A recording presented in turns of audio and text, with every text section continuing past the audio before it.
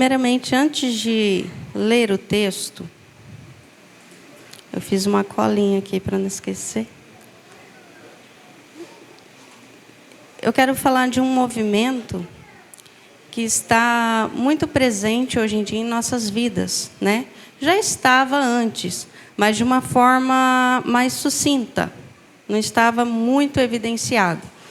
E hoje vem se evidenciando a cada dia mais e mais, que é o movimento feminista, né? Mas daí você pode perguntar assim, mas o que tem a ver com o trabalho esse movimento feminista? Nós já chegaremos lá nessa questão, né? Esse movimento, ele não é tão recente assim, né? Ele data lá por base de 1748, quando se iniciou algumas falas sobre este movimento, né? E se a gente for pesquisar sobre esse movimento, se a gente pegar lá no nosso celular o Google, né?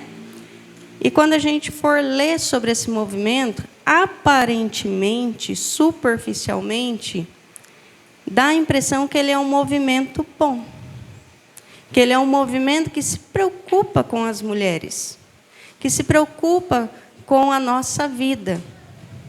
Mas se a gente for ver mesmo, estudar profundamente em fontes seguras sobre o que é esse movimento, não é bem assim.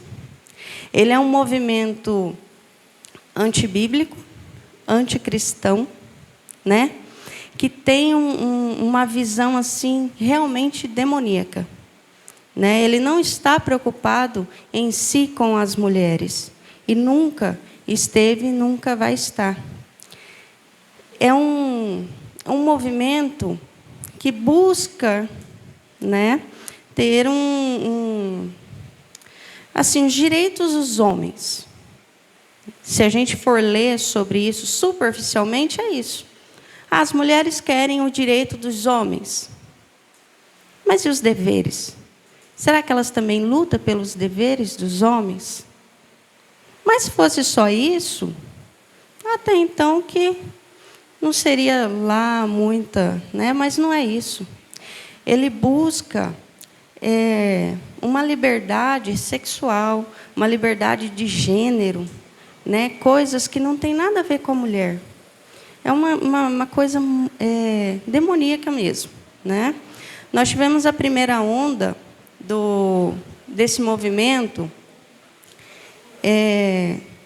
Nessa primeira onda foi mais reivindicações sobre a mulher poder pensar, a mulher ter lugar para falar o que pensa, né? Esse tipo de coisa, né? Mais tranquilo, mais light, não com muito ênfase em alguns assuntos. O direito de voto, né? Que antigamente as mulheres não podiam votar. Então, essa era a busca das mulheres, o direito de pensar, o direito de expor a sua opinião, o direito de votar. E hoje se fala muito que uma das coisas que a mulher conseguiu com o movimento feminista foi o direito de votar. Mas se a gente for ler mais profundamente sobre isso, foi um homem que concedeu isso à mulher, que foi um presente, né? Getúlio Vargas concedeu isso às mulheres, o direito de votar.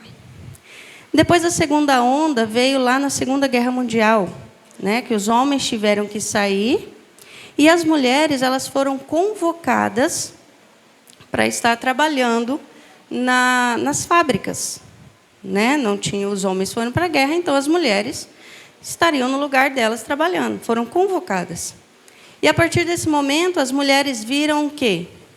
Que elas não precisavam só lavar, passar, cozinhar, né? Elas viram que podiam fazer mais coisas além disso e gostaram. Mas só que essa segunda onda ela veio com um ar mais de rebeldia, né? Não foi assim uma coisa tranquila. Ali as mulheres falavam assim: nós não precisamos dos homens, nós não precisamos estar debaixo da autoridade dos homens. Então, essa foi a segunda onda do movimento feminista. E de lá para cá, foram feitos aí vários movimentos, reivindicações, em todos como é que eu vou falar? Em todas as áreas, né? E hoje se busca mais o quê? A liberdade sexual, a liberdade de gênero, e virou essa bagunça que a gente está vendo hoje. Que ninguém sabe mais o que é, que todo mundo vai decidir depois, e assim, os besterol aí que a gente vê todos os dias, que são de Satanás mesmo, né?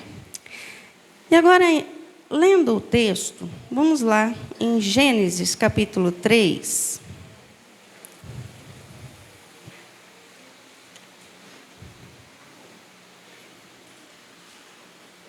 Gênesis capítulo 3.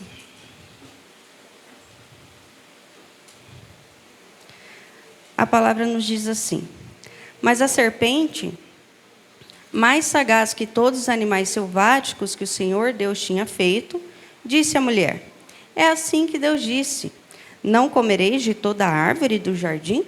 Respondeu-lhe a mulher: do fruto das árvores do jardim podemos comer.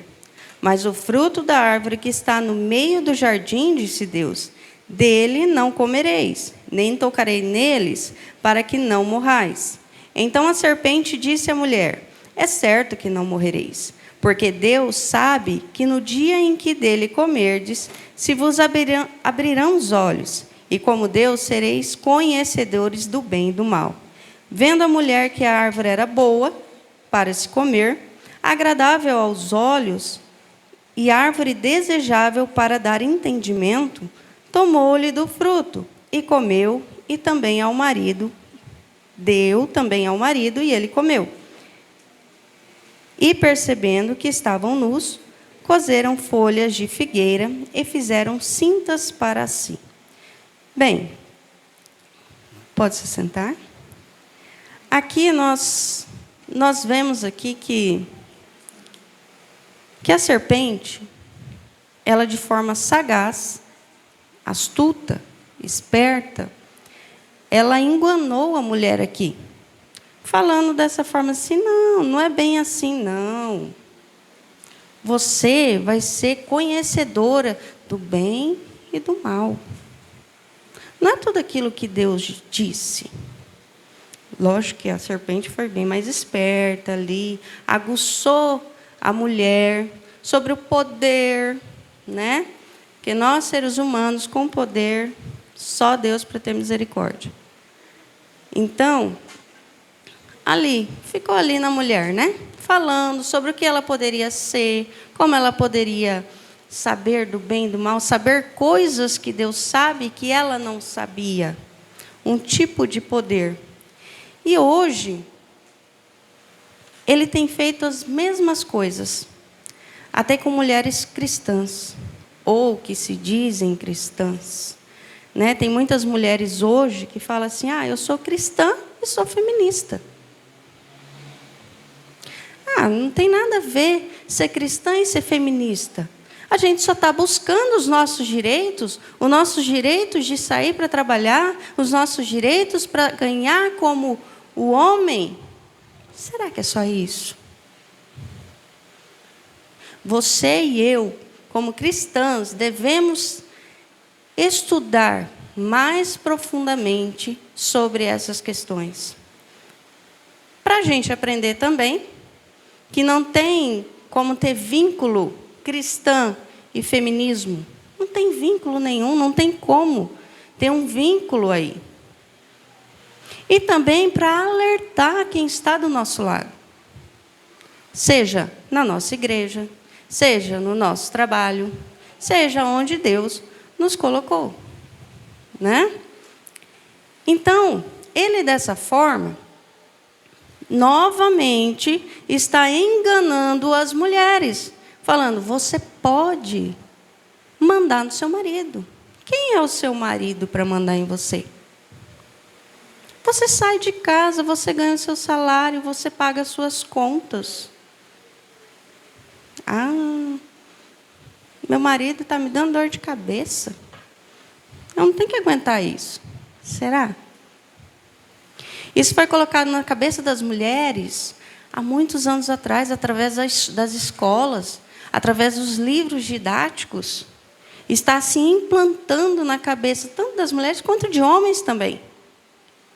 De forma assim sorrateira. Não é aquela coisa assim imposta. Não. Você pega um livro e você vê esse tipo de tema nos livros. Só que não vai estar lá escrito lá, o feminismo. Não. Vai estar bem sorrateiro.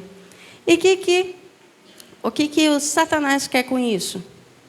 Quer tirar a mulher do lugar que Deus a colocou. Que lugar que Deus colocou a mulher? Ao lado do seu marido, como auxiliadora idônea. É isso que nós somos. Nós temos que estar do lado do marido, submissas ao nosso marido. Nossa, Poli, mas é tão difícil ser submissa ao marido. Eu vou fazer tudo o que ele quer? Sim. Mas na Bíblia também fala que o marido tem que amar a sua mulher como Cristo amou a sua igreja. E como que Cristo amou a sua igreja? Dando a sua vida por ela. Não é fácil ser submissa para o nosso marido quando ele é assim? Ele cuida. Ele está ali com a gente quando a gente está chorando, quando a gente tem os nossos problemas, que só a mulher que sabe os problemas que tem nessas cabeças nossas. Né? Tem hora que nem mesmo a gente entende. Mas ele está ali, chorando com a gente, falando, não, vamos embora. É assim. Submissas também não é abaixar a cabeça. Você vai fazer isso, isso, isso. Você é isso, isso, isso. Não é assim. Submissa. Você tem uma missão junto com o teu marido.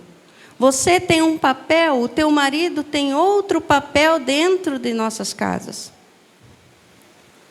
Então, eu vou fazer o meu papel de auxiliadora, de mãe, de esposa, de cristã, mulher cristã dentro de casa.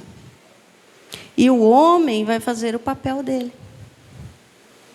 Não tem como dar errado uma família se a gente fizer tudo o que Cristo manda. Se a nossa família está debaixo da Bíblia, está debaixo dos mandamentos bíblicos, não tem como dar errado. Porque a família foi Deus, o próprio Deus que criou a família, que pensou na família. É tão bom quando a gente vive um casamento em que ambos é um só, realmente um só, tem os mesmos pensamentos. Quando a gente fala assim um para o outro, não, nós vamos viver debaixo da vontade de Deus, vai dar certo. Lógico que nós somos pecadores, nós somos miseráveis, tem a ira dentro de nós, tem as mágoas. Nós somos pecadores e Deus sabe disso. Mas coloca um propósito no teu casamento. Eu vou fazer como Deus quer. E quando eu errar com o meu marido, eu vou lá pedir perdão para ele. E assim ele vai aprender que quando ele errar, ele vai pedir perdão para você. Nós precisamos ter a atitude primeiro, para depois a gente recebê-la. Né? Então, Satanás ele quer tirar esse foco nosso. Ele quer dizer para você, mulher, você é independente, você não precisa de ninguém. E só falta ele escrever lá, você não precisa nem de Deus. Se não já escreveram e eu ainda não li, né? Mas é isso.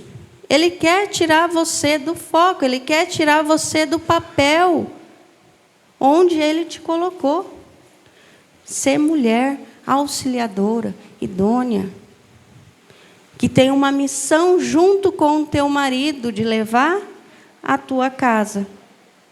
Aí quando a mulher Ela escolhe ser dona de casa. Que tem mulher que quer ser dona de casa. Não tem problema nenhum nisso. Eu quero cuidar do meu marido, eu quero cuidar dos meus filhos, eu quero cuidar da minha casa. Aí o movimento feminista fala, não, essa escolha você não pode fazer. Essa escolha não. Porque ela defende que a mulher pode escolher. Mas quando a mulher escolhe ser assim, dona de casa, do lar, não, isso aí não. Porque daí você vai estar sendo escrava. Mas elas não pensam que elas não podem ser escravas do marido, escrava entre aspas, mas podem ser de seus empregadores. Mas podem ser de seus patrões. Porque lá o que o patrão fala é lei. Tem que obedecer. Até o ponto de não ferir os nossos princípios bíblicos, os princípios de Deus. A partir desse momento, não tem patrão. Aí a nossa vontade, aí também não vale. Porque a gente tem que seguir esses padrões da Bíblia na nossa vida, aqui na igreja e lá fora, na nossa vida. Geralmente a gente fala vida secular, mas tem vida secular, é uma vida só. Aqui dentro e lá fora, lá na sua casa. É tudo uma vida só. Não tem vida secular. Minha vida secular. A partir do momento que a gente pensa em vida secular, então no secular eu posso fazer o que eu quero. E o que eu quero, o eu, não é uma coisa boa. São coisas pecaminosas do velho homem. Então, eu tenho uma vida aqui dentro da igreja, eu tenho uma vida lá fora no meu trabalho, eu tenho uma vida lá fora na sociedade, na minha casa, seja onde eu for. Vida cristã, vida com Deus. Mas aí eu não posso trabalhar fora, porque isso aí foi falado pelo movimento feminista e tal, que eu tenho que sair, que eu tenho que trabalhar fora, que eu tenho... Você pode trabalhar fora. Eu trabalho fora. Eu trabalho fora. Então, eu passo um tempo fora da minha casa, um tempo longe dos meus filhos, né? Eu trabalho até 13h, eu sou professora. Né? Não pego hora extra, não pego nada que vá além disso. Por quê? Porque isso pode atrapalhar a minha vida familiar. Já fui chamada em secretaria, já fui chamada nisso, naquilo, mas não, porque eu sei que isso vai atrapalhar a minha vida familiar. Eu sei que isso vai tomar o meu tempo.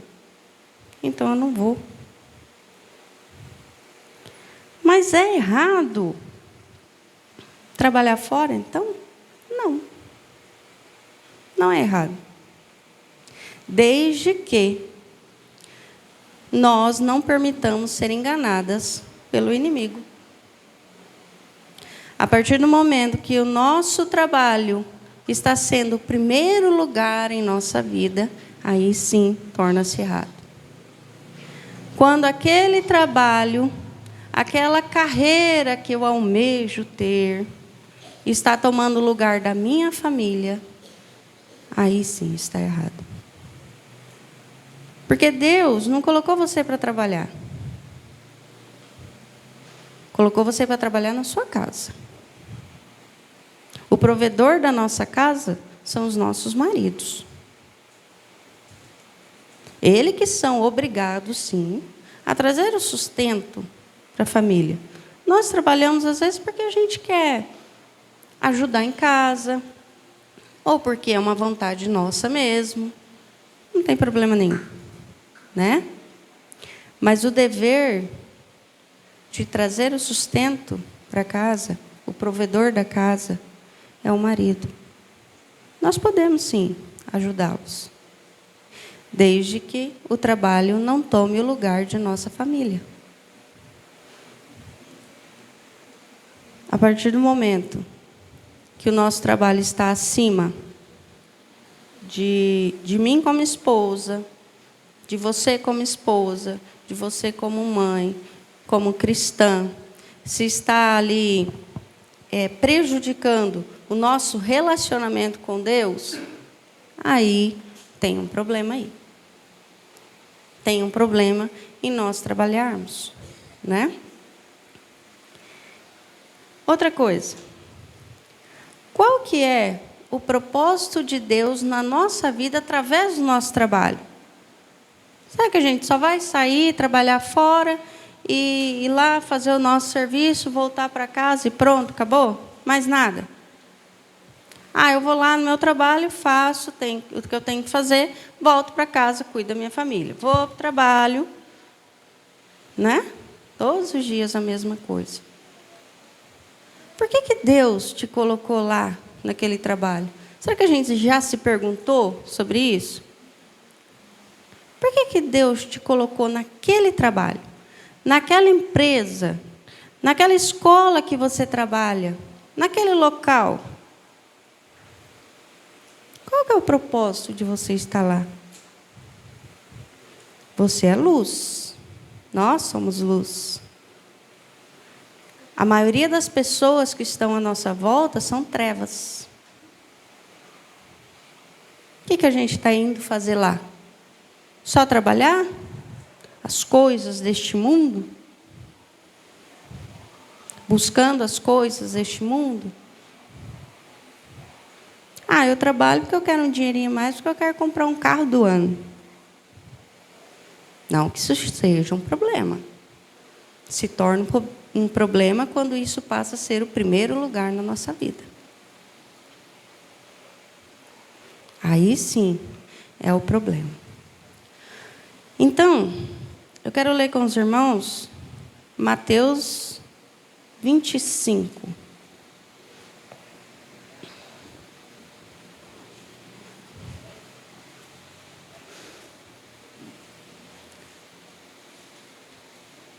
Evangelho de Mateus, capítulo 25, versículo 14.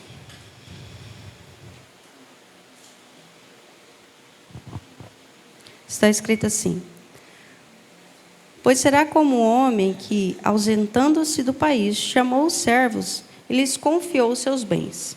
A um deu 5 talentos, a outro 2 e a outro 1. A cada um segundo a sua própria capacidade, e então partiu.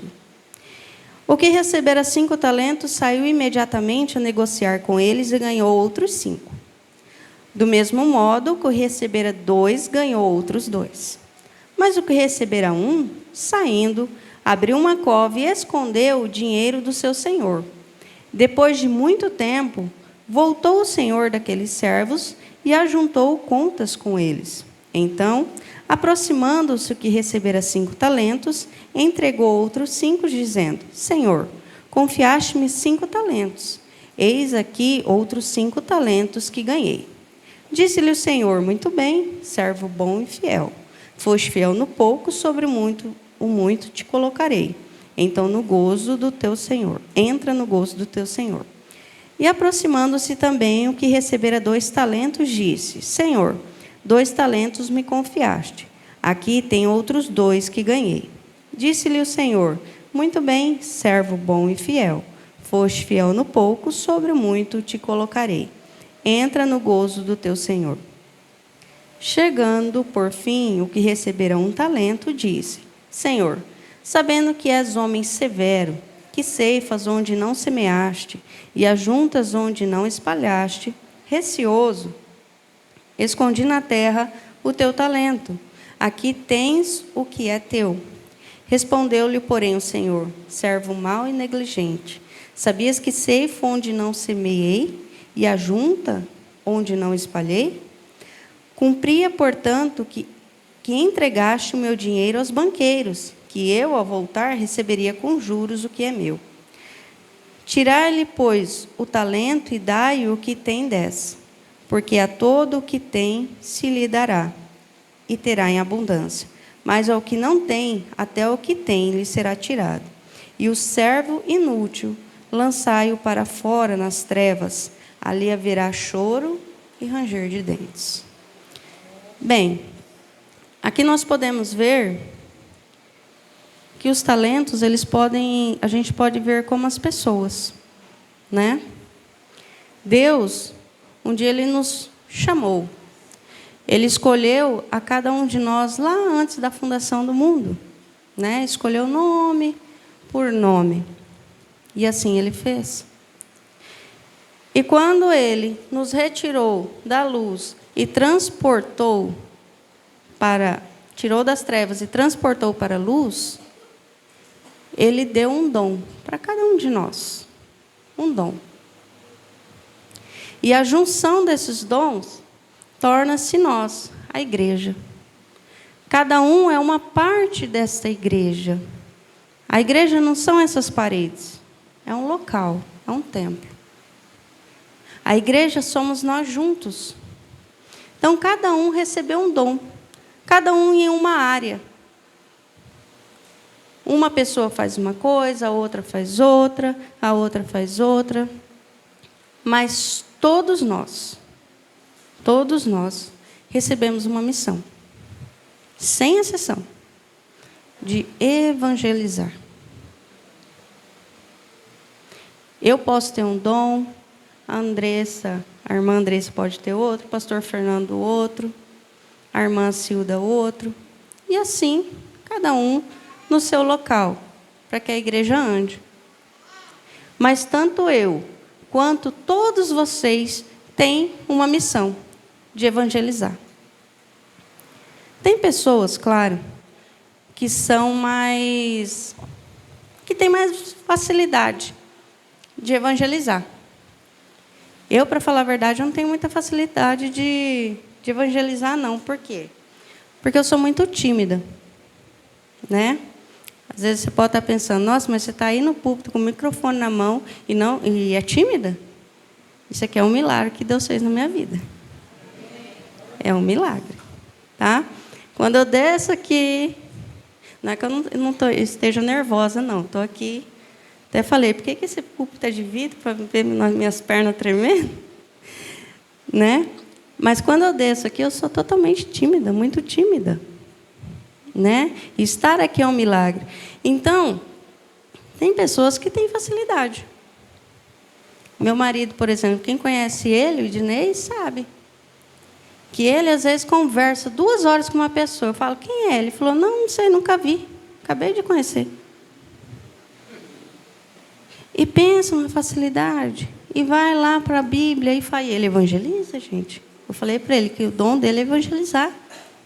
Porque ele começa um assunto, daqui a pouco ele já está indo na Bíblia, daqui a pouco ele já está falando de Paulo, daqui a pouco ele já está falando... Eu falo, gente, deve ser amigo de infância.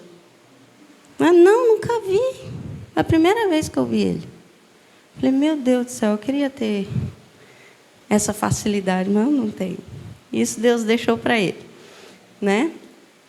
Então, Deus confiou para nós evangelizar.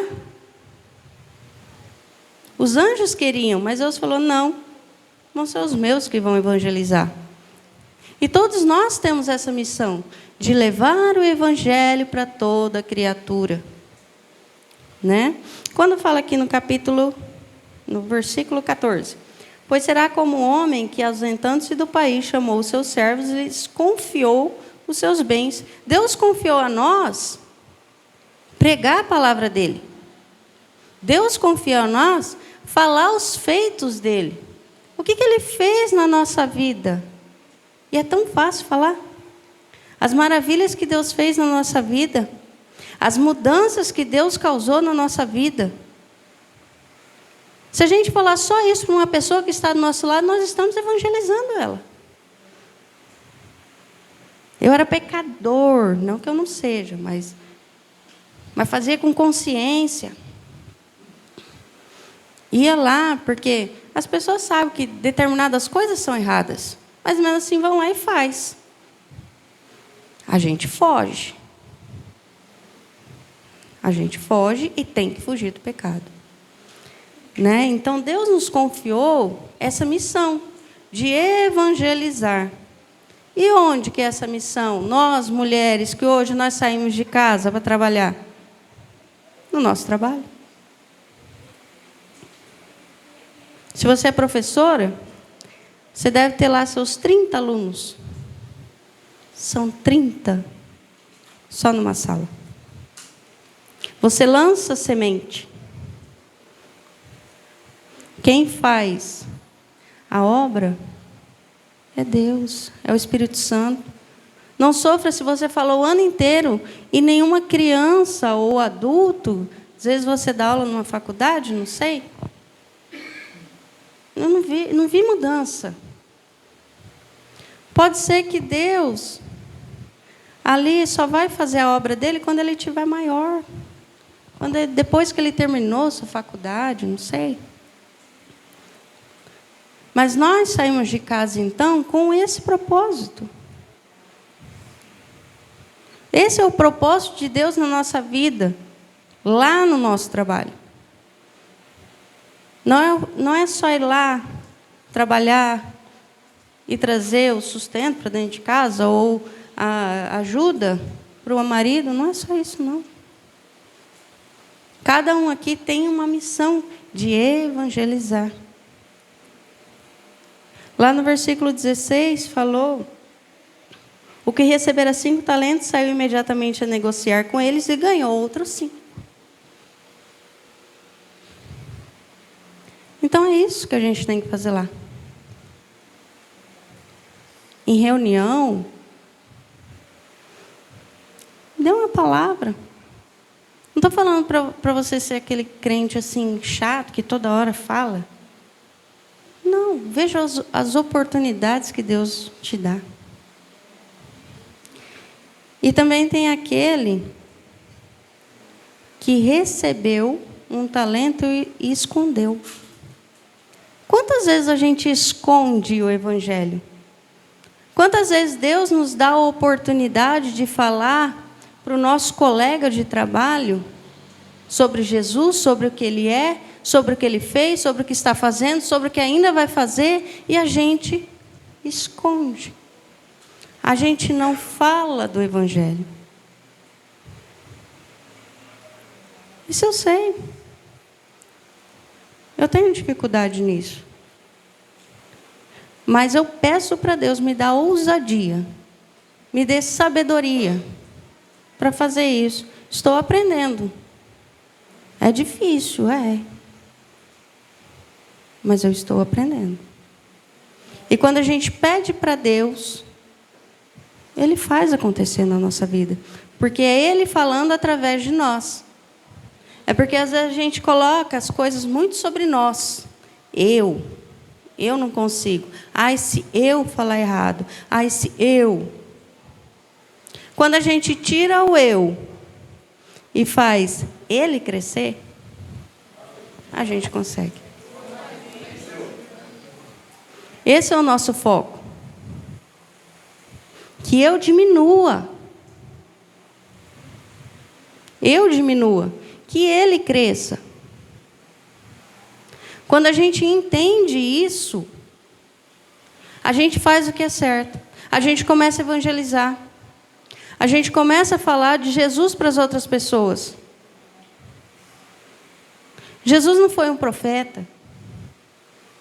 Jesus não foi um homem que simplesmente passou por essa terra. Não. Jesus, Ele é o próprio Deus. Ele se fez carne. E não viveu uma vida luxuosa aqui, não. Ele sofreu.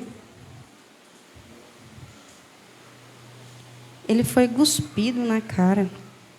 Quando ele teve sede, deram vinagre. Foi nem para ele beber, só encostaram na boca dele, né? E tantas outras coisas que ele sofreu. Às vezes a gente não passa nem um pinguinho do que ele passou. E às vezes a gente já fica, ai, mas eu vou falar de Jesus e aquela pessoa não vai mais gostar de mim. Aquela pessoa vai virar a cara para mim. E eu não vou falar o contrário. Ela vai. Ela não vai mais querer falar com você. Ela vai te achar uma chata. Um chato. mas seja chata e chato. E faça a vontade de Deus. Que é isso que importa, a vontade de Deus. Lá no versículo 30 fala assim: e o servo inútil, lançai-o para fora, nas trevas. Ali haverá choro e ranger de dentes. Então a gente tem que tomar muito cuidado quando a gente não evangeliza. Porque nós temos essa missão de evangelizar. Que aqui está falando, o que Deus faz? Lança-o para as trevas. Não que a gente vai perder a nossa salvação. Claro que não. Né? Mas a gente tem que cuidar, observar. Esses dias eu falei numa reunião lá sobre a Bíblia, sobre os princípios bíblicos. Aí teve duas professoras que olharam uma para a outra e falaram assim: ai, tudo é Bíblia. Antigamente eu ficava assim: nossa, aquela pessoa não vai querer mais falar comigo. Aquela pessoa não vai nem querer olhar para a minha cara, porque eu fico falando de Jesus, eu fico falando disso, fico falando que Jesus... Hoje eu me alegro. A gente tem que se alegrar. Por quê? Porque Jesus falou para nós lá em Mateus 5, lá nas bem-aventuranças: bem-aventurados sois. Nós somos bem-aventurados. Se a gente for perseguido, se a gente for injuriado, por causa do nome dele. E é neste momento que a gente diminui e que ele cresce. Esse é o nosso foco lá no nosso trabalho. Levar a palavra do Senhor. Não que você vai largar todo o seu trabalho de lado, vou lá, só vou levar a Bíblia e vou evangelizar. Não, senão você também perde seu emprego, né? Mas faça o seu trabalho. Faça com zelo, faça com dedicação. Porque isso também é mostrar que a gente é cristão. Fazer as coisas certas. Mas o nosso foco principal, principalmente das mulheres que foram tiradas de dentro de casa e colocadas no trabalho, é isso. Falar de Jesus. Falar da Bíblia. Se não pode levar a Bíblia para o seu trabalho, escolha um texto, escolha alguma coisa da Bíblia, uma história, e fala. Hoje eu não posso mais levar a Bíblia para dentro de sala. Não posso. Mas tem aquelas Bíblias mais assim, infantis, sabe? Mas que tem umas histórias boas. A gente lê, ali a gente aprofunda mais, né, alguns temas. E ali a gente vai evangelizando. Ali a gente vai falando. Porque esse mundo está tão sujo. Tem umas coisas tão tristes. E dá para perceber que Jesus está às portas para voltar. Tem coisas para acontecer? Tem. Ainda tem. Mas a gente tem que aproveitar enquanto a gente tem essa liberdade de estarmos aqui falando. Eu estou falando com o microfone na mão. Tem 2 celulares me filmando. Em países que não pode. Vai lá em algum lugar subterrâneo, lá, canta bem baixinho. Não tem microfone. Não tem nada disso. Porque lá, se pegarem, a gente é morto. A gente ainda tem essa liberdade. Então, Deus nos colocou lá para a gente ser exemplo para aquelas pessoas. Exemplo de cristão. Todas as nossas falas, todas as nossas atitudes têm que estar combinadas com as Escrituras. Tem que estar de acordo com as Escrituras. tem que estar de acordo com o que a gente fala. Que não adianta só falar e ter outras atitudes. Não. A gente tem que ter as atitudes que estão aqui. É assim que a gente deve proceder. Nós precisamos ser como Jesus. Como Ele, perfeito, lógico que nós não vamos ser, mas mais parecido com Ele possível.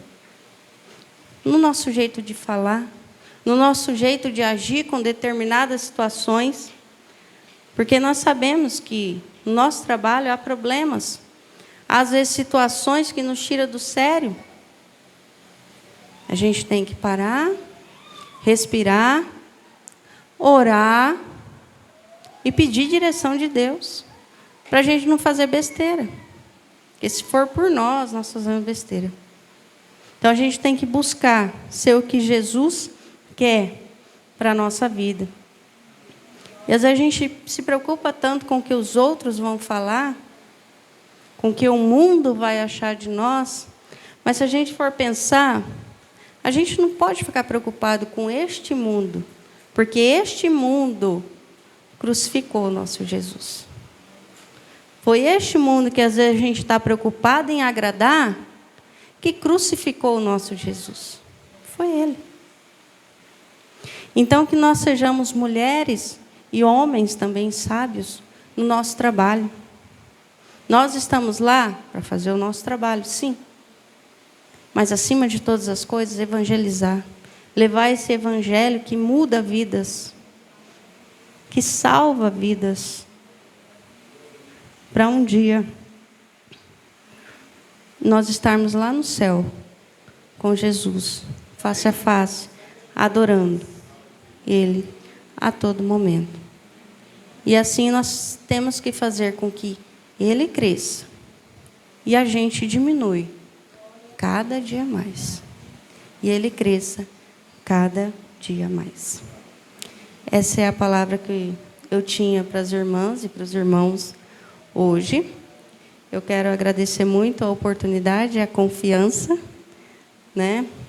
E é muita responsabilidade estar aqui, né? E é muito bom estar trazendo essa palavra, porque também falou comigo. Antes a palavra fala conosco, né? Para depois ser transmitida à igreja. E parabéns às mulheres, né? Pelos 15 anos. E agradeço a minha oportunidade em nome do Senhor Jesus.